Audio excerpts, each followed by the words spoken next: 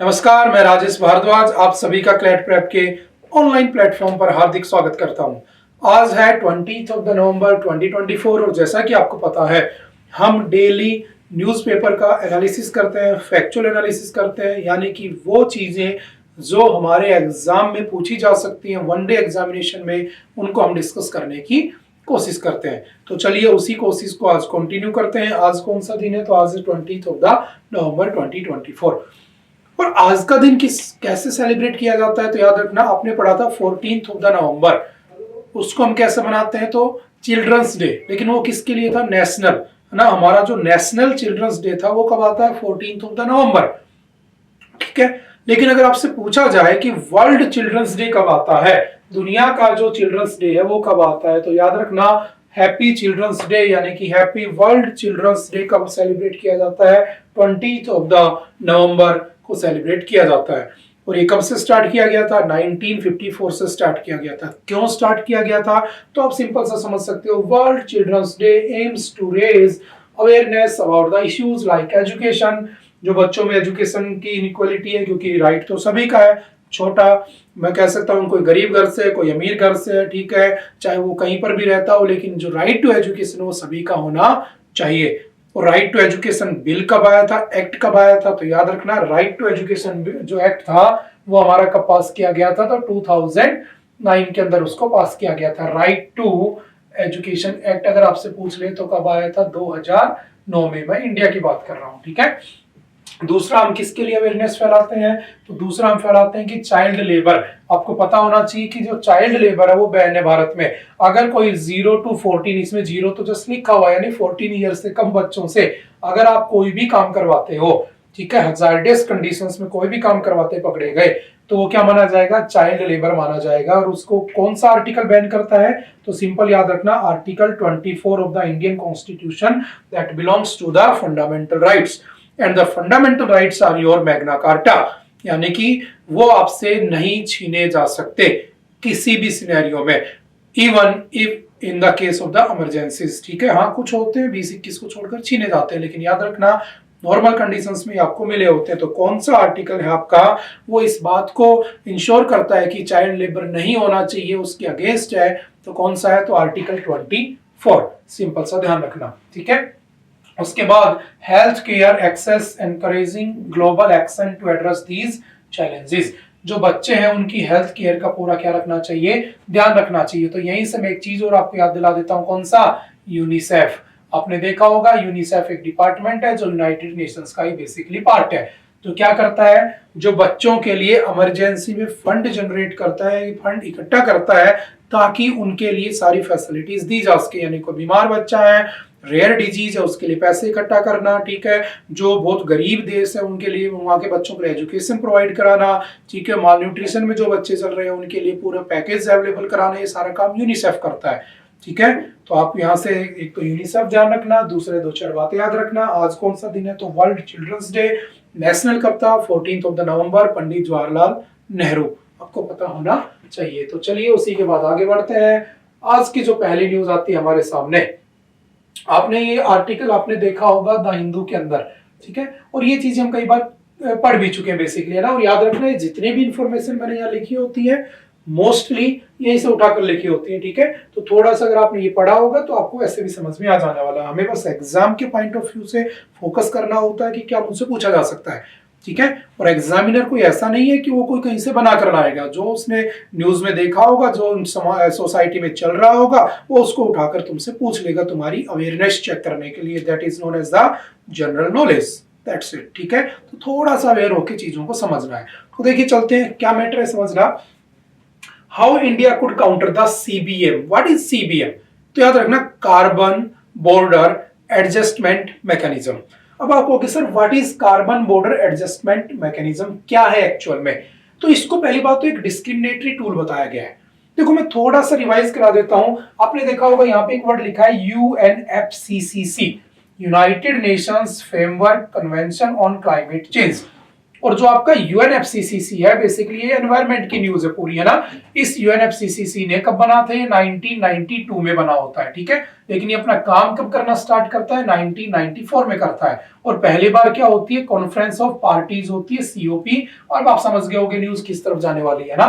COP कब हुई थी? 1995 में। और पहली सीओपी कहां पर हुई थी? बर्लिन के अंदर हुई थी, ठीक है। आपसे पूछेगा अभी जो है इस बार की सीओपी कहां पर हो रही है? तो इस बार की जो सीओपी है, कॉन्फ्रेंस ऑफ द पार्टीज, वो कहां पर हो रही है? तो आपको पता होना चाहिए, बाकू। एंड बाकू कहां पे है? अजरबैजान, ठीक है। जिसके अंदर बहुत सारी बार काफी बार हम पढ़ चुके हैं चीजों को, ठीक है, तो हम उसके तरफ नहीं जाते हैं। बेसिकली इस यूएनएफसीसीसी का पर्पज क्या है? कि एनवायरनमेंट को बचाना है, क्योंकि ग्लोबल टेम्परेचर बढ़ता जा रहा है। और ग्लोबल टेम्परेचर को अगर मुझे बचाना है तो मुझे क्या करना होगा? ग्रीन हाउस गैसेस को कम करना होगा। बस सिंपल सा ये सॉल्यूशन है। और मैं ग्रीन हाउस गैसेस को कम कब कर सकता हूं? जब मैं कार्बन एमिशन को जीरो कर दूंगा। और मैं कार्बन एमिशन को कब जीरो कर दूंगा? मैं कार्बन एमिशन को तब जीरो कर दूंगा जब मैं रीन्यूएबल एनर्जी रिसोर्सेज पर चला जाऊंगा, यानी कि मैं सोलर, ठीक है, या फिर मैं विंड पावर, ठीक है, या फिर मैं उसके साथ साथ आपका ग्रीन हाइड्रोजन, इन सारे चीजों पर चला जाऊंगा। तो मैं एक दिन क्या करूंगा? इस चीज को अचीव कर लूंगा। लेकिन इस चीज को अचीव करने के लिए मुझे डिपेंडेंसी तो किस पे करनी पड़ेगी? रीन्यूएबल एनर्जी रिसोर्सेज पर, जिससे कार्बन एमिशन कम होता हो। अगर मैंने ऐसा कर लिया तो मैंने टारगेट बनाया कि भाई वर्ल्ड का टारगेट हमारा रहेगा 2050। और इंडिया ने कहा कि जी हम तो इतने साल तक नहीं कर पाएंगे, हम तो 2070 तक ही कार्बन फ्री हो पाएंगे। लेकिन ऐसा करने के लिए तुम्हें बहुत सारी चीजों की आवश्यकता होगी, जरूरतें होंगी। जैसे तुम्हें पेट्रोल, डीजल, जो नॉन रिन्यूएबल एनर्जी रिसोर्सेज हैं, जो आपके फोसिल फ्यूल्स हैं, आपको उसे छोड़ना होगा। और आपको उसे छोड़ने के लिए इन पर जाना होगा। और इन पर जाने के लिए सरकार बहुत सारी स्कीम लाती है, जैसे कुसुम, पीएम कुसुम। क्या थी पीएम कुसुम स्कीम? इसमें यह था कि भाई जो तुम खेतों में ट्यूबवेल लगाते हो पानी निकालने के लिए, उसमें सोलर लाइट का यूज करो, सरकार सब्सिडी देगी। फिर लाए कौन सा? सूर्योदय योजना। अपने घर में भी यही लगाओ, ठीक है। ग्रीन हाइड्रोजन लगाओ। इथेनॉल लेकर आए कि भाई पेट्रोल में इथेनॉल डाल दो 20%, तो कम से कम 20% तो कम होगा। क्योंकि आपने पढ़ा कि last year was the hottest year on the earth, 1.46 degree Celsius हो गया था टेम्परेचर, ग्लोबल टेम्परेचर। इस बार ये 1.54 जाने के चांसेस है, मैंने परसों पढ़ाया था। अब अल्टीमेटली अगर ऐसा होगा तो हमारे सारे ग्लेशियर्स पिघल जाएंगे और एक दिन ऐसा आएगा 2100 पूरी धरती पानी में समा जाएगी। और जो अमीर लोग होंगे वो सारे अपनी अपनी जहाज लेकर, अपने अपने स्पेसशिप लेकर चले जाएंगे किस पे? मार्स पे, मंगल पे। और हम सब यही मारे जाएंगे। और समझ में आ रही है? तो ऐसा नहीं होना चाहिए, क्योंकि सभी को जीने का राइट है। तो कहा गया एक काम करते, एक नई चीज लेकर आते हैं, ठीक है। अब एक नई चीज क्या लेकर आती है? तो एक ग्रुप है, समझना थोड़ा सा। मैं सिर्फ इसी न्यूज को फोकस कर लेता हूं, ठीक है। बाकी बहुत बड़ा चैप्टर आ जाता है, बार बार हम पढ़ते रहते हैं, ठीक है। इसमें हम 2-3 घंटे आराम से निकाल सकते हैं, इतना बड़ा चैप्टर है। लेकिन अब बस इसी न्यूज को हम फोकस करते हुए थोड़ा सा पढ़ने की कोशिश करते हैं, ठीक है। बस ध्यान से समझते रहना। एक ग्रुप है यूरोपियन यूनियन, ठीक है। टाइम टू टाइम आएंगे तो याद हो जाएंगे। यूरोपियन यूनियन कब बना होता है? 1991 में डिसइंटीग्रेशन हुआ था किसका? यूएसएसआर का। और ये बनता है 1993 में। और इस यूरोपियन यूनियन में याद रखना, टोटल जो मेंबर्स हैं, टोटल मेंबर्स हैं वो कितने हैं? तो टोटल मेंबर्स हैं इसमें 27। पहले इसमें थे 28, याद रखना। एक भाग गया, बचे 27। एक कौन भागा? तो याद रखना ब्रिटेन। और जब ब्रिटेन यहां से भागा तो इसे क्या कहा गया? ब्रेक्जिट कहा गया। 2020 जनवरी 2020 में भाग गया, ठीक है। तो इन 27 कंट्रीज का ग्रुप है, ठीक है। अब मान लो मैं इंडिया हूं और मैंने कोई प्रोडक्शन किया, तो अगर मैंने कोई प्रोडक्शन किया तो मैं बेचूंगा तो बाहर ही ना, एक्सपोर्ट तो करूंगा। तो मैं एक्सपोर्ट करूंगा तो मैं इन यूरोपियन कंट्रीज में भी बेचूंगा। इन यूरोपियन कंट्रीज ने क्या बना रखा है कि यूरो जोन बना रखा है। मैक्सिमम कंट्रीज एक ही करेंसी फॉलो करती हैं, euro. That's why they are powerful, है ना, ताकि अपना इकोनॉमी बूस्ट कर सके। इसीलिए तो ब्रिक्स देशों ने कहा था कि हम भी करेंसी बना लेते हैं कॉमन, ठीक है। साइड में निकल के पूरा चैप्टर। अब इन्हीं में से एक स्कैंजन जोन होता है, जिसमें इन देशों ने अपने बॉर्डर लेस कर रखे हैं, बॉर्डर ही खत्म कर रखे, वीजा फ्री एंट्री दे रखी है ताकि इकोनॉमी बूस्ट हो उसके। जैसे पाकिस्तान को और इंडिया को वीजा फ्री कर दिया जाए तो तुम कराची घूमने जाओगे, इस्लामाबाद घूमने जाओगे, वो भी तुम्हारे यहाँ पर पार्लियामेंट, तुम्हारे लाल किले पे विजिट कर जाएंगे, मुंबई विजिट कर जाएंगे, समझ गए। तो इकोनॉमी बूस्ट करने के लिए, समझ गए। तो हुआ क्या, ये कर रखा है। तो इन 27 देशों ने बेसिकली, यूरोपियन यूनियन ने कहा भाई देखो हम एक नया तरीका निकालते हैं एनवायरमेंट को बचाने का। और वो नया तरीका ये है कि हम सीएबीएम लाएंगे, देखो। और सीएबीएम याद रखना कब से इनेक्ट होगा, तो 1 जनवरी 2026 से इसको इनेक्ट कर दिया जाएगा, ये भी ध्यान रखना, डेट याद रखना, 1 Jan 2026 सीएबीएम विल बी स्टार्टेड, ठीक है, इंप्लीमेंटेड जो भी है। अब क्या हुआ, कार्बन बॉर्डर मैकेनिज्म, ठीक है, सीबीएम, सॉरी सीबीएम नहीं सीबीएम, ठीक है। अब कहा गया कार्बन बॉर्डर एडजस्टमेंट मैकेनिज्म में करना क्या है। मान लो इन्होंने कहा कि किसी देश से अगर कोई प्रोडक्ट बना, जैसे मान लो मैंने भारत की बात कर ली, ठीक है, मैंने भारत की बात कर ली, भारत में स्टील और आयरन बहुत होता है, ठीक है, और ये आयरन जो मैक्सिमम लगभग 70 to 80% हम बेचते हैं किसमें, यूरोपियन यूनियन में एक्सपोर्ट करते हैं वहां पे, ठीक है।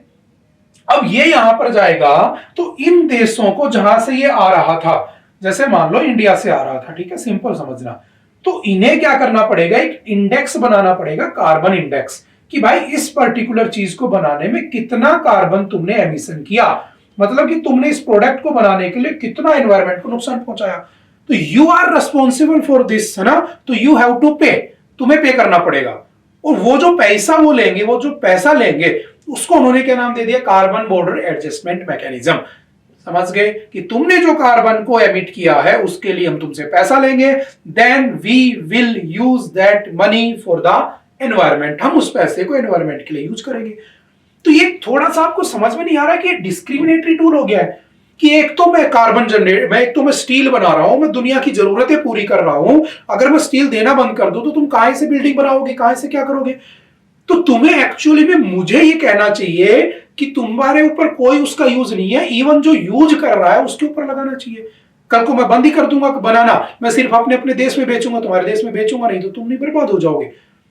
तो अल्टीमेटली इंडिया ने कहा कि भाई ये थोड़ा सा मुझे ठीक नहीं लग रहा है, इसमें थोड़ा सा चेंजमेंट होना चाहिए। बस इतनी सी न्यूज है, बात समझ में आ रही है। तो पूरा मैटर किसका है, एनवायरमेंट को बचाने का, क्योंकि कार्बन एमिशन बहुत होता है, समझ गए। और मैंने कई बार कहा है कि आज से 1000 साल पहले, 100 साल पहले, 50 साल पहले भी टेम्परेचर उतना ही था, गर्मी उतनी पड़ती थी, सन के अंदर 3 हाइड्रोजन मिलकर एक हीलियम बनाते थे, आज भी 3 हाइड्रोजन मिलकर एक ही हीलियम बनाते हैं, आज भी 8 मिनट और 20 सेकंड लगते हैं एवरेज सनलाइट आने में। लेकिन यहाँ पर कार्बन एमिशन इतना हो चुका है कि वो जब नीचे हीट आती है तो ट्रैप हो जाती है, और जब ट्रैप हो जाती है और रिफ्लेक्ट नहीं हो पाती तो यहाँ पर गर्मी बढ़ जाती है। तो उसका एक ही सॉल्यूशन है, या तो कार्बन एमिशन कम किया जाए या पेड़ बहुत ज्यादा कर दिए जाए, क्योंकि पेड़ क्या करते हैं, CO2 इनहेल करते हैं, O2 एक्सेल करते हैं। हम क्या करते हैं, O2 को इनहेल करते हैं, CO2 को एक्सेल करते हैं, समझ गए।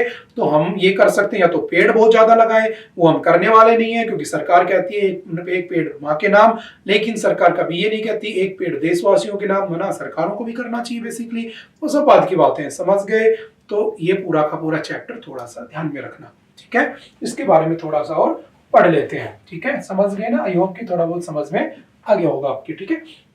कब से स्टार्ट होगा, तो 1 Jan 2026 से। यूरोपियन यूनियन जो है वो इंडिया कितना ट्रेड करता है उससे, 20.33%, ठीक है। इसको अनजस्ट ट्रांसफर ऑफ रिस्पांसिबिलिटीज कहा है इंडिया ने कि भाई ये गलत चीज है, ठीक है। फिट फॉर, देखो यूरोपियन यूनियन ने प्रोग्राम चला रखा है जिसमें उन्होंने सोचा कि ग्रीन हाउस गैस को एमिशन को कम करेंगे कम से कम 55%, और कब तक कर लेंगे, 2030 तक, ये भी ध्यान रखना। तो ये जो प्रोग्राम है ना, to reduce the greenhouse gas emissions to up to at least 55% till 2030, that programme का नाम क्या है उस प्रोग्राम का, तो सिंपल याद रखना, फिट फॉर 55 इन 2030 पैकेज, ये उस प्रोग्राम का नाम है, फिट फॉर 55 इन 2030 पैकेज, ठीक है। ये भी थोड़ा सा याद रखना, एक नया टर्म आपके सामने आ चुका है। आयरन और स्टील की बात करूं तो भारत कितना करता है, 76.83%। सीएबीएम एनुअल रेवेन्यू कितना जनरेट करने के चक्कर में है, तो याद रखना वो चाहता है कि 2030 तक मैं इस प्रोसेस से कितना पैसा कमा लूं, 5 से 14 बिलियन डॉलर, और उस पैसे का किस में यूज करूंगा, एनवायरमेंट के प्रोटेक्शन में। अब करे ना करे बात की बातें हैं, लेकिन ये इंपैक्ट किस पे डालेगा, जो प्रोड्यूसर्स हैं उनके ऊपर डाल रहा है, समझ में आ रही है। वो चाहते हैं बेसिकली कि यहाँ पर जब टाटा या बिरला या जो भी तुम्हारे जिंदल जो भी है, जो भी स्टील या आयरन बनाते हैं, तो वो रीन्यूएबल एनर्जी रिसोर्सेज का यूज करें, क्योंकि उन्हें एक डर रहेगा कि वहां पर अगर मुझे बेचना है तो मुझे क्या करना पड़ेगा, वहां पर टैक्स देना पड़ेगा। तो मैं क्या करूं, सनलाइट बनाऊं और उससे इसका प्रोडक्शन करूं, लेकिन ऐसा पॉसिबल नहीं है, समझ में आ रही है। तो वो सारी चीजें सिंपल सा याद रखना, ठीक है। इसके बाद चलते हैं नेक्स्ट। फिर उसके अंदर एनवायरमेंट प्रोटेक्शन एक्ट 1986 आपको पता है, ठीक है, एनवायरमेंट से जुड़ी हुई चीजें सारे आप जानते हो। हमारे पॉलिटी में क्या लिंक करता है, तो article 21 right to life, right to live in healthy environment, अच्छी हवा मिलेगी तभी तो जी पाएंगे हम, ठीक है। ये सारी बातें आप याद रखना। नेक्स्ट है प्रिजन टैग। ये भी एक इंपॉर्टेंट न्यूज है, याद रखना, ध्यान से समझने की कोशिश करना है क्या, काफी दिन से चल रहा है। ट्रैकिंग डिवाइसेस में be use if they aid bail help free up jail space. देखो एक रिसर्च आई सामने जिसमें पता चला कि भारत में जितनी जेलें हैं ना, अगर मैं कहूं कि 100% लोग यहां पर आ सकते हैं, ठीक है, तो अभी एक रिसर्च आई जिसमें पता चला 133% जो है लोग जेलों के अंदर बंद पड़े हैं। यानी कि पूरे भारत की जेल की कैपेसिटी अगर मान लो 100% है तो 133% लोग वहां पे भरे पड़े हैं, और उसमें से 75% जो लोग हैं, अप टू 75% वो अंडर ट्रायल है। तो जेलों में जबरदस्ती लोगों को भर रखा है। तो हमेशा कोर्ट कहती है कि जेल क्या एक ऑप्शन रहना चाहिए, ना कि कंपलसरी होना चाहिए। बेल दो, उनको निकालो, लेकिन डर ये रहता है कि बेल दे दिया तो भाग जाएगा, है ना। आपने देखा होगा 20 साल पहले कोई मर्डर करके भागा था या जेल से बेल के ऊपर भाग गया था, आज 20 साल बाद कहीं मंदिर में बाबा बन के बैठा था, पकड़ा गया। तो ऐसे केस भी तो हो सकते हैं ना, सजा भाग भी सकते हैं। तो एक नया सिस्टम लाया गया, क्या लाया गया समझना ध्यान से, electronic tracking of the prisoners. वो लोग जो पेरोल पर हैं या फरलो पे हैं, देखो पेरोल और फरलो में थोड़ा सा डिफरेंस है। पेरोल कब होता है, जैसे आपने देखा होगा कि राम रहीम है ना, राम रहीम जो रेप केस में अंदर है, वो पेरोल पर हर तीसरे दिन आता रहता है, हर चौथे दिन आता रहता है। उसको जो बेल देता था वो आजकल बीजेपी का एमएलए भी बना हुआ है, तो बाद की बात है। अब कहा गया कि ये जो पेरोल है, जैसे मान लो किसी घर में शादी है ना, जो जेल में है, किसी के मम्मी पापा की तबीयत खराब होगी, फैमिली में कोई बीमार हो गया, तो पेरोल पे चला जाएगा। बट इन पेरोल अगर आप 20 दिन बाहर रहते हो तो आपकी सजा 20 दिन आगे बढ़ जाएगी, वो 20 दिन आपकी सजा में काउंट नहीं होते हैं। लेकिन फरलो में क्या होता है, फरलो सेम है। फरलो तब दिया जाता है जब आपकी सजा बहुत लंबी है। जैसे मान लो आपको 30 साल की सजा होगी और आप 20 साल से जेल में हो, और जेल में रहते रहते आपको कोई बीमारी हो गई, और अब आपको उसके बदले में आपको महीने 2 महीने 4 महीने का ट्रीटमेंट चल रहा है, आपको घर भेज दिया गया, आप घर वालों के साथ रहकर उसको ठीक कर सके, है ना। तो लंबे टाइम के लिए जो लॉन्ग इम्प्रिजमेंट होता है ना, उस केस में फरलो दिया जाता है। उसमें आपकी पनिशमेंट काउंट है, जो आप बाहर रहते हो उसको काउंट किया जाता है, यानी कि वो सजा में काउंट होता है। पेरोल में अगर आप बाहर रहते हो तो सजा में काउंट नहीं होता। That is the basic difference. लेकिन इस पे आने के लिए लोग डरते हैं। कौन डरते हैं? पुलिस वाले, सरकार, क्योंकि भाग जाएगा। तो कहा गया इलेक्ट्रॉनिक टैग लगा दो, यानी कि उनके हाथ पैरों में कुछ चिप वगैरह लगा दो। अगर उसकी पूरी कोऑर्डिनेट को ट्रैक करते रहो, जैसे भागने की कोशिश करो, दोबारा से वहीं से उसको दबोच लो, पकड़ लो। That's it. समझ गए? तो 2-4 बातें याद रखना। किस एक्ट के अंडर कहा गया, तो एक्ट याद रखना, the model prisons and correctional act 2023 कब आया था? 2023 में। इसमें कहा गया कि कैन बी ग्रांटेड लीव दी जा सकती है, लेकिन किस पर? इसके बिहार पर तो काफी चर्चा चल रही है, may be they they, may be ना दे दे। चलो आप मुझे एक स्कीम का नाम बताना जिसमें कहा गया था कि बहुत सारे, देखो 3 प्रकार की जेल होती है। अगर आपने कोई हीनियस क्राइम कर दिया तो एक कमरे में बंद कर देंगे ना, सेल। अगर आपने कोई नॉर्मल क्राइम किया तो ओपन में रहोगे ना, लोग मिल रहे हैं, टीवी चल रहा है सामने, क्रिकेट खेल रहे हो शाम को, सुबह शाम बातें कर रहे हो, कभी घर वाले मिलने आ जाते हैं, सब चलता है। एक होता है ओपन जेल, मान लो 20 साल की सजा हुई, 10 साल आपने बहुत ईमानदारी से गुजारी और सरकार को पता है कि आप गलती से मर्डर हो गया, आपसे आपने करना नहीं चाहते थे, वो बाई मिस्टेक था, लेकिन सजा पड़ गई, किया तो आप ही नहीं, सजा तो मिलेगी। तो तुम्हें 10 साल बाद, फॉर एग्जांपल कह रहा हूं, तुम्हें ओपन जेल में शिफ्ट कर देंगे। जैसे यहाँ पे सांगानेर में बनी हुई है।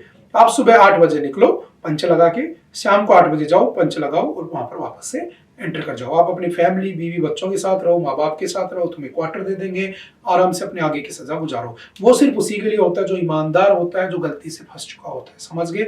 3 टाइप की जेल होती है। तो कहा गया कि बेल दो।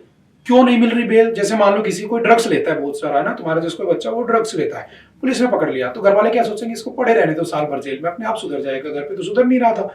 ऐसे केस होते हैं। कोई चोरी कर रहा था, घर से भागा हुआ था, कोई है नहीं, अनाथ है, चोरी कर ली, 2000 रुपए की बेल है उसकी।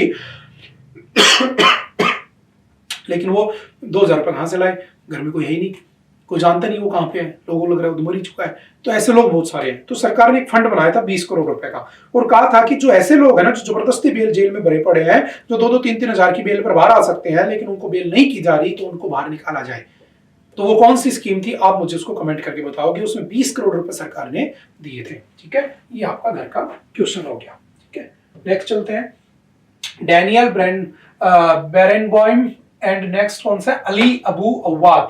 क्या मिला इनको? Indira Gandhi peace prize. देखो इंदिरा गांधी पीस प्राइज है ना, बेसिकली किसके लिए मिलता है? फॉर डिसआर्मामेंट एंड डेवलपमेंट, और पीस के लिए भी दिया जाता है। तो ये दो बंदों को मिला है इस बार, एक्सेप्टिंग द प्राइज। जो मिस्टर अवाद है, जो मिस्टर अवाद है आपके, ठीक है, अली अबू अवाद, ये कहाँ के हैं? तो याद रखना ये आपके इजराइल के हैं, ठीक है। हुआ क्या था, सॉरी पैलेस्टाइन के, ठीक है। That he was imprisoned in Israel in 1990 when he and his mother carried out a hunger strike for 17 days. What makes us human is our ability to recognize each other and protect dignity. This is what makes us human. इन्होंने speech दी मिलने के बाद basically देखो तीन बातें याद रखना। Indira Gandhi peace prize was started in 1986, 1986 में शुरू हुआ था।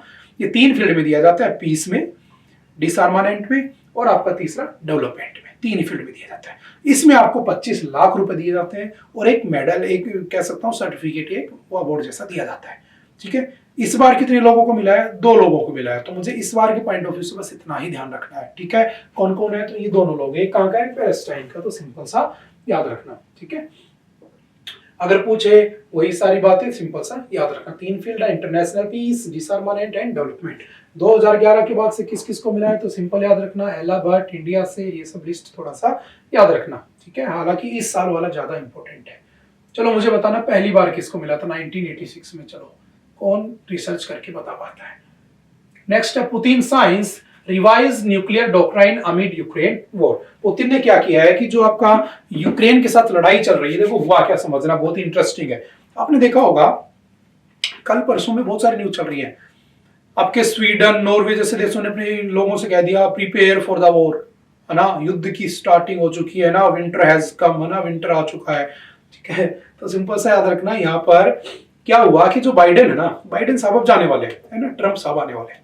तो बाइडेन जी चाहते हैं, एक थ्योरी है जस्ट, कि बाइडेन जी चाहते हैं कि जब मैं जाऊं तो मैं ऐसी कंडीशंस क्रिएट करके जाऊं, ऐसा केओस क्रिएट करके जाऊं कि जो ट्रंप है ना वो अगले 4 साल तक उस रायतों को समेट ही ना पाए।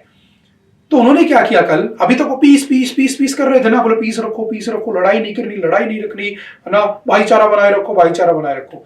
कल परसों उन्होंने कह दिया यूक्रेन से, क्योंकि यूक्रेन और रशिया के बीच का मुद्दा क्या है तो आपको पता होना चाहिए, कौन सा? नेटो। नेटो क्या है? North Atlantic Treaty Organization. कब बना था? 1949 में। कितने मेंबर्स है टोटल नेटो में? तो सिंपल याद रखना, टोटल मेंबर्स है आपके 32। लास्ट कौन जुड़ा है इसके अंदर? तो सिंपल याद रखना, आपका स्वीडन जुड़ा होता है। लास्ट कौन जुड़ा है इसमें? स्वीडन जुड़ा है। इससे पहले फिनलैंड जुड़ा था, ये इस साल जुड़ा है। अब ये नाटो है ना, नॉर्थ अटलांटिक ट्रीटी ऑर्गेनाइजेशन, याद रखना इंडिया इसका पार्ट नहीं है, because India did not lies in the Atlantic ocean, ठीक है। हुआ क्या, देखो मैंने आपसे कहा था यूएसए एंड यूएसएसआर जो थे ना, 2 सुपर पावर बने थे वर्ल्ड वॉर के बाद, क्योंकि इस भाई ने क्या किया था, न्यूक्लियर बॉम्ब बना लिया था और इसने हिरोशिमा और नागासाकी के ऊपर डाल दिया था 6 अगस्त और 9 अगस्त 1945 को, है ना। अब क्या हुआ, ये पावरफुल हो गया, ये इससे नाराज था, हालांकि दोनों एक तरफ थे उस समय लड़ाई में, है ना, आपने पढ़ा है कई बार, लेकिन ये इससे नाराज हो गया और दोनों के बीच में क्या हो गया, कोल्ड वॉर स्टार्ट हो गया और दोनों एक दूसरे के जानी दुश्मन बन गए, पीठ पीछे वार करते थे। चलते चलते चलते चलते यूएसए को लगा कि भाई मेरी इज्जत बचानी जरूरी है, यूएसए ने ग्रुप बना लिया नेटो 1949 में। कह दिया कि अगर तुमने किसी भी नेटो के ग्रुप पर अटैक मारा तो अटैक मारा जाएगा पूरे नाटो के ऊपर, ठीक है। तो यूक्रेन जो था वो चाह रहा था पिछले 2 साल पहले कि मैं नाटो में चला जाऊं। तो यूक्रेन किसका पड़ोसी है? रशिया का। अब सोचो मैं यहाँ पे रहता हूं, मैं इस कमरे में खड़ा हूं स्टूडियो में, मैं हूं रशिया, ठीक है, इधर इस कैमरे के सामने जो है वो यूक्रेन, और वो यूक्रेन चाहता है कि वो नाटो में मिल जाए, नाटो उस गेट के बाहर है। तो मेरा दुश्मन कौन है? नेटो है। अब मान लो ये उसमें चला गया तो मेरा दुश्मन तो मेरे गेट के सामने आके खड़ा हो गया, मुझे कभी मार देगा। तो रशिया कभी एक्सेप्ट नहीं करने वाला था। तो जब नाटो ने कहा, उसने यूक्रेन ने कहा कि मैं नाटो में जाना चाहता हूं, तो रशिया ने इन्वेड कर दिया। आज तक नहीं कैप्चर कर पाए, क्योंकि जब तक कैपिटल नहीं कैप्चर कर लेते तब तक आप उसको जीता हुआ नहीं मानते, उसकी कैपिटल कीव है, आप जानते हो। तो कहा गया कि ठीक है, अब ये लड़ाई चल रही थी ना, दुनिया मजे ले रही थी, कोई हथियार बेच रहा है, कोई क्या कर रहा है, वर्ल्ड पॉलिटिक्स चल रही थी। कल परसों बाइडेन ने कह दिया कि यूक्रेन चाहे तो वो हमारे द्वारा दी गई मिसाइलों को किस पे छोड़ सकता है? रशिया पे। हमें कोई एतराज नहीं है। अब ये सीधा सीधा वॉर करने की बात हो गई ना, तो दुनिया भर के बड़े कई देशों ने कह दिया भाई prepare for the war. Kim Jong ने भी कह दिया कि अपने हथियार तैयार कर लो, हर देश में ये मुद्दा उठ गया। अब अल्टीमेटली क्या हुआ कि पुतिन ने क्या किया, एक ट्रीटी जो थी ना उसको रिवाइव कर दिया। कौन सी ट्रीटी थी? तो याद रखना, न्यूक्लियर डॉक्ट्राइन। अब एक नई चीज आ गई आपके सामने कि sir what is nuclear doctrine, क्या है ये न्यूक्लियर डॉक्ट्राइन? तो सिंपल याद रखना, न्यूक्लियर डॉक्ट्राइन का मतलब है देखो अभी तक एक डील थी, जैसे आपने पढ़ा होगा एनपीटी, पढ़ा है क्या कभी? डीआरडीओ में पढ़ाया होगा मैंने, NPT, non proliferation treaty. Non proliferation treaty was signed on the 1st of जुलाई 1968। इसमें लगभग हर देश ने साइन किया था, और ये ट्रीटी क्या थी कि हम कभी भी किसी दूसरे पर न्यूक्लियर वॉर, मतलब न्यूक्लियर वेपन यूज नहीं करेंगे। हालांकि इसमें इंडिया, ठीक है, आपका इजराइल, ठीक है, इसमें आपका पाकिस्तान और आपका जो साउथ सुडान है वो आज तक साइन नहीं किए। 35-36 देशों ने साइन कर रखे हैं। लेकिन इस एनपीटी से अलग एक और प्रोसेस थी, याद रखना, हर देश फॉलो करता है। मैंने कहा ये है रशिया, ये है यूक्रेन। रशिया के पास क्या है? न्यूक्लियर वेपन है। समझना पूरी कहानी बहुत अच्छे से। रशिया के पास न्यूक्लियर वेपन है, लेकिन यूक्रेन के पास न्यूक्लियर वेपन नहीं है। तो एक डील हुई कि कॉमन सी सेंस है भाई, जिसके पास न्यूक्लियर वेपन नहीं है ना, उस पर हम कभी न्यूक्लियर वॉर नहीं करेंगे, हम उससे नॉर्मली लड़ेंगे। यानी कि पहले होता था ना कि लड़ाई करने गया और सामने वाले के पास हथियार नहीं है तो कहते थे हम हथों पर वार नहीं करते, पहले अपनी तलवार उठाओ तब हमसे फाइट करो, पहले अपनी गदा उठाओ या तीर उठाओ तो हमसे लड़ाई। तो होता था ना रामायण महाभारत में, सेम ऐसा कि नहीं है तो हम नहीं छोड़ेंगे तुम पे, हम नॉर्मली लड़ेंगे। लेकिन अब कह दिया अमेरिका ने कि भाई तुम हमारी मिसाइलें छोड़ दो। तो इसमें कह दिया अगर किसी देश ने हम पे अटैक किया और वो हम पे अटैक कर रहा है लेकिन उसके पास न्यूक्लियर नहीं है, लेकिन अगर उसकी हेल्प कोई ऐसा देश कर रहा है जिसके पास न्यूक्लियर है, तो हम उसे ज्वाइंट अटैक मानेंगे और हम उन दोनों के ऊपर अटैक करेंगे। फिर हम सीधा उससे दुश्मनी करेंगे, ना कि करने वाले से। तो मतलब सीधा सीधा किसके अगेंस्ट हो गए? अमेरिका के अगेंस्ट। समझ में आ गई बात? बस इतना सा मैटर है, what is the doctrine, nuclear doctrine. ठीक है, कितने देशों के पास आज के दिन हथियार है न्यूक्लियर वेपन से? तो सबसे बड़े कुछ है 9 कंट्रीज। ठीक है, रशिया है, यूएसए है, China, France, UK, Pakistan, India, Israel and north Korea. और याद रखना टोटल 13,000 के आसपास न्यूक्लियर वेपन है, जिसमें यूएसए और रशिया दोनों कंबाइंडली 90% तक होल्ड करते हैं। और पहले पाकिस्तान 6ठे नंबर पे था, भारत 7वें पे। अब भारत कितने पे आ चुका है? 6th पे आ चुका है, और पाकिस्तान 7वें पे हो चुका है। भारत के पास आई थिंक 72-73 न्यूक्लियर वेपन हो चुके हैं। 4-5 महीने पहले का अपडेट है। समझ गए क्या पूरा मैटर है क्या नहीं है? तो 2-4 बातें याद रखना। जैसे यहीं पर मैं एक चीज और समझा देता हूँ। एक ट्रीटी हुई थी, स्टार्ट ट्रीटी, है ना, START, स्टार्ट ट्रीटी, है ना। कब साइन हुई थी? तो start treaty was signed in, देखो 1991 में हुई थी, लेकिन इफेक्ट में 1994 में आई थी। एक तरफ है आपका फेवरेट रशिया, ठीक है, और दूसरी तरफ है आप सबका फेवरेट यूएसए। इन दोनों ने डील कर ली थी भाई कभी भी एक दूसरे पर वो मिसाइल नहीं छोड़ेंगे जो लगभग 5000 किलोमीटर प्लस जाती हो, ताकि एक दूसरे पे कभी अटैक ना। उसकी ट्रीटी कर ली, मजबूरी में नहीं करेंगे। ठीक है, अब क्या हुआ, इसी ट्रीटी को 2011 में रिवाइव किया गया, तो इसको नाम रखा गया न्यू स्टार्ट ट्रीटी। क्या रखा गया? New START treaty. लेकिन अभी इस साल क्या हुआ, जो आपके रशिया है, जो पुतिन है, उन्होंने क्या किया, इस न्यू स्टार्ट ट्रीटी से क्या कर लिया? विड्रॉ कर लिया कि हमारा भरोसा नहीं, अगर तुमने बदतमीजी की तो हम तो छोड़ देंगे। तो ये 2-4 बातें भी याद रखना। ठीक है, उसके बाद चलते हैं नेक्स्ट। जैसे इसी में एक चीज और समझा देता हूं मैं, है ना। आपने पढ़ा होगा वाशिंगटन डिक्लेरेशन। क्या था वाशिंगटन डिक्लेरेशन? देखो, एक है नॉर्थ कोरिया, एक है साउथ कोरिया, ठीक है, दोनों लड़ते रहते हैं। अब ये दुश्मन है, इसका न्यूक्लियर वॉर है। एक अमेरिका। तो एक डील हुई थी एनपीटी, नॉन प्रोलिफरेशन ट्रीटी 1968। कहा गया था ना कि न्यूक्लियर वेपन यूज नहीं करेंगे। तो इस साउथ कोरिया में आर्मी कौन प्रोवाइड कराता है, प्रोटेक्शन कौन देता है? यूएसए। तो इस साउथ कोरिया का प्रेसिडेंट गया यूएसए में, और कौन सी जगह पर गया? वाशिंगटन में। सिंपल याद रखना। ठीक है, वाशिंगटन। लास्ट ईयर की अपडेट बता रहा हूं। वाशिंगटन में जाके दोनों प्रेसिडेंट मिले और उन्होंने डील कर ली, जिसे वाशिंगटन डिक्लेरेशन के नाम से जाना गया। तो आपसे पूछेगा किस किस के बीच में हुई थी? तो USA and the south Korea.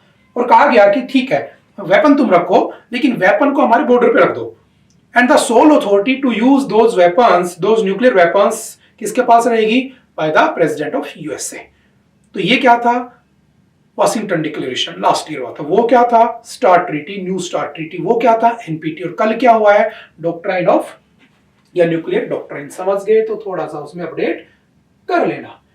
Next, Maharashtra set to vote today in a single phase. आज महाराष्ट्र में क्या है? वोट है, वोटिंग हो रही है वहां पे बेसिकली। सिंपल सा याद रखना। ठीक है, अब देखो हुआ क्या, पूरी कहानी समझना। कितनी सीटों पर हो रहा है? 288 सीट पर। तो यहां से 2 बातें समझनी है तुम्हें, ज्यादा कुछ नहीं। एक होता है विधानसभा, एक होती है विधान परिषद। लोकसभा में काफी बार और राज्यसभा में काफी बार समझा चुका हूं, तो वो जब आएगा तो हम उसको दोबारा देख लेंगे। देखो, एक होती है विधानसभा, एक होती है विधान परिषद। हर स्टेट में क्या है? विधानसभा। सिर्फ 6 स्टेट में क्या है? विधान परिषद। जैसे लोकसभा वैसे विधानसभा, राज्यसभा वैसे विधान परिषद। इसका टेन्योर 5 साल, इसका भी 5 साल। इसका 6 साल, इसका 6 साल, ठीक है। इसमें 5 साल बाद रिटायरमेंट थी। इसमें क्या होता है, हर 2 साल में 1/3 मेंबर्स क्या हो जाते हैं, रिटायर हो जाते हैं, ठीक है। ये टेम्परेरी हाउस, ये परमानेंट हाउस, ये टेम्परेरी हाउस, ये परमानेंट हाउस, ये लोअर हाउस, ये लोअर हाउस, ये अपर हाउस, ये अपर हाउस, सारी चीजें सेम टू सेम है, ठीक है। इसका आर्टिकल कौन सा होता है, तो इसका आर्टिकल कौन सा 81, इसका आर्टिकल कौन सा है तो कॉन्स्टिट्यूशन में 80, इसका आर्टिकल कौन सा होता है विधानसभा का, तो आर्टिकल नंबर 170, और इसका कितना होता है तो वो आर्टिकल 169। सिंपल सा याद रखना। अब आपको पता है कि जो आपकी लोकसभा होती है उस लोकसभा में कितने मेंबर्स होते हैं, जस्ट मैं कंपैरिजन कर रहा हूं, कितनी सीटें होती हैं 543, पहले 2 और होती थी, एंग्लो इंडियंस उनको हटा दिया गया है। राज्यसभा में कितनी होती हैं 245, 12 क्या होती है नॉमिनेटेड होती है bye the president from the field of art, literature, science and social service, president उनको नॉमिनेट करता है, ठीक है। विधानसभा में कितनी होती है तो हर स्टेट की अलग अलग हो सकती है, जैसे इसमें 288 है, राजस्थान में 200 है, हरियाणा में 90 है, पंजाब में सॉरी आपके जम्मू कश्मीर में 90 है, दिल्ली में 70 है, हर स्टेट की अलग अलग है। समझ में आ रही है, तो सिंपल से याद रखना किस स्टेट में विधान परिषद होता है, बस इतना याद रखना। कुछ स्टेट है जिसमें विधान परिषद भी होता है, जैसे आपको पता होना चाहिए KUMBAT, के से क्या बना आपका कर्नाटक, ठीक है, यू से क्या बना आपका उत्तर प्रदेश, एम से क्या बना आपका महाराष्ट्र, बी से क्या बना आपका तो बिहार, ठीक है, और ए से क्या बना तो आपका आंध्र प्रदेश, और टी से क्या बना आपका तेलंगाना। सबसे ज्यादा सीटें यूपी में 100 सीटें, सबसे कम सीटें आपके तेलंगाना में 40 सीटें अप्रोक्सीमेटली, ठीक है। सिंपल से याद रखना, ठीक है। विधानसभा में मैक्सिमम 500 सीटें हो सकती हैं, मिनिमम सीटें हो सकती है 60, लेकिन उसके एक एक्सेप्शन केस है, कौन सा, गोवा, ठीक है। गोवा में कितनी है बेसिकली, सॉरी सिक्किम में 32 है सबसे कम, याद रखना डिफरेंस, ठीक है। विधान परिषद में मैक्सिमम हो सकती है 1/3 of the Vidhan Sabha, that is अगर मान लो यूपी में 403 है फॉर एग्जांपल, तो उसका 1/3 हो सकती है उसके विधान परिषद में, और मिनिमम होती है 60, सॉरी मिनिमम होती है 40, तो इसका कोई एक्सेप्शनल केस भी नहीं है। 2-4 बातें सिंपल सी याद रखना, ठीक है। और अब इसका इलेक्शन का जो रिजल्ट होगा हम देख लेंगे, ठीक है। उसके बाद चलते हैं next. A community on the margins its hidden scars, देखो बहुत अच्छा आर्टिकल आया है, ठीक है। हीरा मंडी, एक नेटफ्लिक्स पे सीरीज आई है संजय लीला भंसाली की, हीरा मंडी आपने देखा होगा, ठीक है। Into the lives of the courtesans in the pre-independence India, bringing to the forefront the untold stories of the sex workers set in Lahore's historic red light district, ठीक है। देखो सिंपल सा मैं समझा देता हूँ है क्या। मैंने कहा कि एक आर्टिकल है आर्टिकल 21, बहुत ध्यान से समझना। ये कहता है right to live, every citizen को जीने का राइट है, कैसे, विद डिग्निटी, ठीक है, डिग्निटी से जीने का राइट है, ठीक है। फिर आता है एक आता है आर्टिकल 23, ठीक है, 23 and 24 are for the right against exploitation. 23 कहता है कि किसी भी पर्सन का याद रखना, सॉरी क्या नहीं हो सकता, फिजिकल एक्सप्लॉइटेशन नहीं करोगे आप, अगर वोलेशन हो रहा है तो सुप्रीम कोर्ट बैठा है, और दूसरा आपका उसका मेंटल एक्सप्लॉइटेशन नहीं करोगे, ठीक है। तो आपने देखा होगा कि जो सेक्स वर्कर्स होती हैं, ठीक है, उनमें क्या होता है बेसिकली उनका एक्सप्लॉइटेशन ही होता है। तो कहा गया, एक सीरीज आई इसकी वजह से न्यूज में आ गया, कहा गया कि जो सेक्स वर्कर्स होती हैं क्या इनकी लाइफ नहीं है, राइट टू लाइफ नहीं है, राइट टू लाइफ नहीं, तो इनको भी है, ये भी सिटीजन्स में आती है। हो सकता है उसकी मजबूरी हो सकता है कि उससे जबरदस्ती करवाया जा रहा हो, तो अगर जबरदस्ती काम करवाया जा रहा है किसी से, जैसे दिल्ली में देखा होगा आपने, ठीक है, बॉम्बे में, कोलकाता में, ठीक है, या हीरा मंडी की बात हो रही है ना, बहुत सारी जगहों पर होता था। तो होता क्या है कि कहा गया कि क्या इनके पास जीने का राइट नहीं है, बिल्कुल है, तो इनके राइट्स को प्रोटेक्ट किया जाए। मान लो इनके बच्चे हैं, क्या इनके बच्चों को समाज में रहने का राइट नहीं है, बिल्कुल है, उनको इक्वल एजुकेशन मिलनी चाहिए, उनको प्रॉपर हेल्थ केयर मिलना चाहिए, सब कुछ मिलना चाहिए। इन सारी चीजों को देखते हुए क्या किया हमारी जो सुप्रीम कोर्ट है, उस सुप्रीम कोर्ट ने एक डिसीजन दिया, कब दिया था 2022 के अंदर, ठीक है, 2022 के अंदर एक डिसीजन दिया, और उस डिसीजन में कहा 19 मई 2022 को केस कौन सा था, Buddhadev Karmaskar versus state of West Bengal, और उसमें कहा सुप्रीम कोर्ट ने कहा कि जो राइट ऑफ सेक्स वर्कर्स है उनको रिकॉग्नाइज किया गया। मतलब सिंपल लाइन में समझना कि अगर कोई सेक्स वर्कर है तो उसको एक एज ए प्रोफेशनल देखा जाएगा, ना कि उसको ऐसे देखा जाएगा कि गलत काम है सोसाइटी में। समझ गए? उनके भी राइट्स हैं, उनके सारे राइट्स उनके पास होने चाहिए। एक लाइन में समझना क्या लिखा, sex workers have the right to dignity, वही है ना article 21, privacy 21, Puttaswamy case 2017 वाला याद रखना case, Puttaswamy case, and life free from violence, उनके साथ वोलेंस भी नहीं होनी चाहिए, ठीक है। दूसरा, sex workers are guaranteed the right to life and dignity under article 21, वही बात जो हमने डिस्कस कर ली constitution of India. Sex workers can not be harassed और अरेस्टेड लीगली, उनको लीगली हरेस्ट नहीं करोगे अपना, पुलिस वाले चले जाते हैं परेशान करते हैं, ऐसा भी नहीं होना चाहिए। अगर वो अपनी इच्छा से कर रही है तो it is a profession now, अगर वो किसी के दबाव में कर रही है, किसी से जबरदस्ती करवाया जा रहा है तो वो क्या है, क्राइम है, समझ गए? तो इस बात को जरूर याद रखना।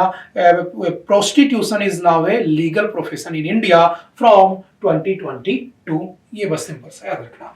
Sex workers are entitled to equal protection of the law, यानी कि आपका जो आर्टिकल 14 है जो कहता है equality before law and equal protection of the law, वो इनके लिए भी लागू होता है। मैंने हमेशा कहा है कि जहां 21 आ जाता है वहां 14 तो ऑटोमेटिकली चिपक जाता है, साथ चलता है, ठीक है। Sex workers who are victims of the sexual assault should be provided with the same facilities as other sexual assault survivors, ठीक है। अगर उनके साथ कोई सेक्सुअल असॉल्ट होता है तो उनके साथ भी वही ट्रीटमेंट होना चाहिए जो एक नॉर्मल पर्सन के साथ होता है, because it is now considered as a legal profession, समझ गए? सिंपल से याद रखना। Police and other law enforcement agencies should be made aware of the rights of the sex workers, police वालों को भी ये चीजें बतानी चाहिए, पता होनी चाहिए कि अब ये उनके राइट बन चुके हैं। तो केस कौन सा था, बुद्धदेव कर्मास्कर का केस था, कब का डिसीजन है, 2022 का है, पूरी कहानी आप समझ चुके होंगे, ठीक है। सिंपल सा याद रखना, सभी के लिए इक्वालिटी है before the law.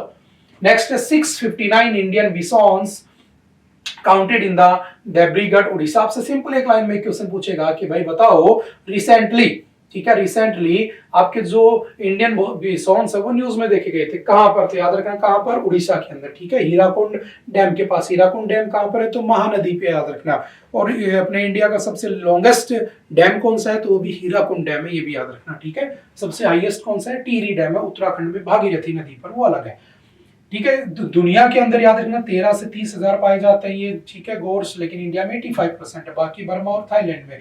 IUCN status क्या है, तो वल्नरेबल इनका स्टेटस है। वाइल्ड लाइफ प्रोटेक्शन एक्ट 1972 आप जानते हैं, उसके शेड्यूल नंबर 1 में इनको रखा गया है। दो चार बेसिक सी बातें, वन लाइनर क्वेश्चन था और कुछ भी नहीं है।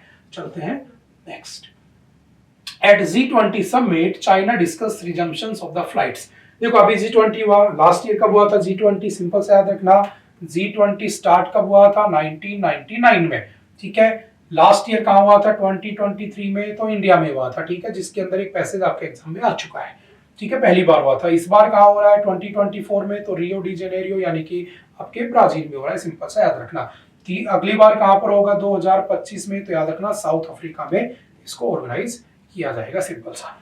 तो इस बार जो G20 हो रहा है उसमें हमारे इंडिया वाले और चाइना वाले मिले और एक्सटर्नल अफेयर मिनिस्टर, उन्होंने कहा कि भाई हम क्या करते हैं, फ्लाइट्स को शुरू कर लेते हैं। तो सिंपल सी न्यूज है, लेकिन हमें एग्जाम के हिसाब से क्या पता होना चाहिए, G20 ये वो ये सब, ठीक है, सिंपल सा याद रखना। पहले इसके मेंबर थे 20, अब ये हो गया 21, क्योंकि इसमें एक नया कौन जुड़ गया, अफ्रीकन यूनियन, ठीक है। और अफ्रीकन यूनियन कब बना था, 2002 में। अफ्रीकन यूनियन का हेडक्वार्टर कहाँ पे है, तो याद रखना एडिस अबाबा, ठीक है। और अफ्रीकन यूनियन में कितने मेंबर्स है टोटल, तो 54 मेंबर्स, ये भी याद रखना, ठीक है। और ज्यादा कुछ इसमें पढ़ने की जरूरत नहीं है अभी। उसके बाद चलते हैं नेक्स्ट। अच्छा, इसके बगल में एक न्यूज है, Putin to visit India soon, है ना, जल्दी पुतिन आने वाले हैं, तो हम फिर पढ़ लेंगे इसको।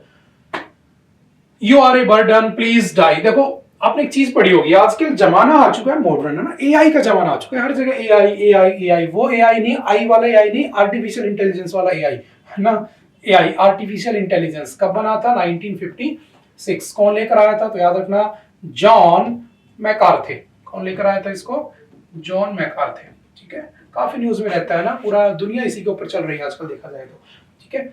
इस एआई को बाद में क्या नाम दे दिया गया, चैट जीपीटी। और चैट जीपीटी को कौन लेकर आया, सैम ऑल्टमैन, ठीक है, ये भी हम काफी बार पढ़ चुके हैं।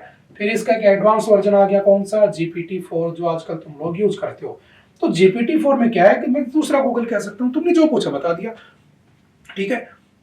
अब क्या हुआ, इससे पूछा किसी 29 ईयर ओल्ड के एक बच्चे ने पूछा, है ना, मिशिगन में कोई यूनिवर्सिटी में पढ़ रहा था बच्चा, इंडिया का बच्चा था, हैदराबाद साइड का। उस बच्चे ने, आपने पता होगा जेमिनी, है ना, जेमिनी, ठीक है। जेमिनी क्या है, तो आपके क्रोम का एक एआई है ना। जैसे भारत का एआई का नाम क्या है, तो याद रखना भारत जीपीटी, ठीक है, सिंपल सा। जैसे आपका फेसबुक है, फेसबुक को आजकल मेटा कहते हो, तो मेटा का कौन सा है, तो मैंने आपको बताया था ललामे 3, ठीक है, ललामे 3.0, ये मेटा का एआई है, ठीक है, ये हमारा है, ठीक है, आपको पता होना चाहिए। व्हाट्सएप का भी खुद का आ चुका है, फेसबुक का भी खुद का है, हर चीज का बना रखा है। तो इससे पूछा एक बच्चे ने, वो कोई काम कर रहा था, वो उसकी सिस्टर है, उसने पूछा मुझे काम समझ में आ रहा है, मुझे क्या करना चाहिए इसके आगे, तो उसने कहा you are a burden please die, तुम एक बर्डन हो इस समाज पर, मर जाओ। अब सोचो वो बच्चे शौक हो गए सुन के। चलो 29-30 साल का बच्चा था, समझदार बच्चा था। 15-16 साल का बच्चा है जो अभी अभी जस्ट निकल रहा है ना, समाज में घूम रहा है ना, बाहर निकलने की कोशिश कर रहा है, आजाद हो रहा है, टेंशन में रहता है ना, वो कुछ सर्च कर ले और उससे एआई कह दे कि प्लीज डाई। बच्चा है, अरे वो बच्चा जो ब्लू व्हेल नाम का गेम खेलता था, खेलते खेलते सुसाइड कर लेता था, तो वो बच्चा ये क्यों नहीं कर सकता। तो सोचो कितना खतरनाक हो सकता है। इसने कहा, और आज तो वैसे भी वर्ल्ड चिल्ड्रंस डे है और आज के दिन बच्चों के लिए खतरनाक चीज आ गई। ये बात सुनकर पूरी दुनिया शौक हो गई कि भाई ये कैसे हो रहा है। तो प्लीज इस बात का ध्यान रखना, एआई फायदेमंद भी है, नुकसानकारी भी है। ये बार बार सरकारें भी कह चुकी हैं इस चीज को, ठीक है। उसके बाद बार बार चीजें आती रहती हैं। जैसे हमने जो स्ट्रेस से जूझ रहे लोग हैं उनसे बचने के लिए क्या कहा, हमने टेली मानस बना दिया। हमने फसलों के अंदर अच्छे से पेस्टिसाइड छिड़कने के लिए हमारी जो एग्रीकल्चर मिनिस्ट्री है उसने भी एआई रोबोट वगैरह बना दिए, बोट बना दिए, पोर्टल बना दिए, ताकि पेस्टिसाइड्स का अच्छे से यूज हो सके। तो बेनिफिट बहुत सारे हैं, नुकसान भी बहुत सारे हैं। उन्हीं नुकसानों में एक नुकसान ये भी है। सिंपल सा एआई के बारे में थोड़ी सी इंफॉर्मेशन रखना, और ज्यादा कुछ भी नहीं कहना चाहूंगा, ठीक है। उसके बाद चलते हैं नेक्स्ट। ओके, आई थिंक आज के लिए इतना ही था। आई होप कि आपको कुछ चीजें तो समझ में आई होंगी, ठीक है। अगर फिर भी कोई डाउट रहता है तो आप एनी टाइम सेंटर विजिट करके पूछ सकते हैं। Okay, bye bye, thank you, मिलते हैं दोबारा से next time. Have a nice day.